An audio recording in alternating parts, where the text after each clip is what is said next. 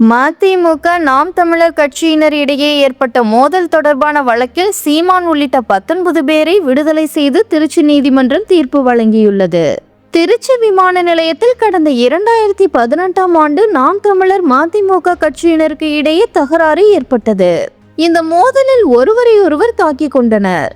இருதரப்பினர் இடையே ஏற்பட்ட மோதலால் பொதுமக்களுக்கு இடையூறு ஏற்பட்டதாக தெரிவித்து சீமான் உட்பட இருதரப்பை சேர்ந்த 19 பேர் மீது போலீசார் வழக்கு பதிவு செய்தனர். இவ்வழக்கின் விசாரணை கடந்த 7 ஆண்டுகளாக நடைபெற்று வந்த நிலையில் வழக்கின் விசாரணைக்காக நாம் தமிழர் கட்சியின் ஒருங்கிணைப்பாளர் சீமான் கடந்த 16ஆம் தேதி திருச்சி 2வது கூடுதல் மாவட்ட நீதிமன்றத்தில் ஆஜரானார். இவ்வழக்கை விசாரித்த திருச்சி 2வது கூடுதல் மாவட்ட நீதிமன்ற நீதிபதி கோபிநாத் வழக்கின் தீர்ப்பை ஜூலை 19இல் வழங்குவதாக தெரிவித்தார். இந்த நிலையில் மோதல் வழக்கில் சீமான் உள்ளிட்ட இருதரப்பை சேர்ந்த 19 பேரையும் விடுவித்து திருச்சி 2வது கூடுதல் மாவட்ட நீதிமன்றம் தீர்ப்பு வழங்கியுள்ளது.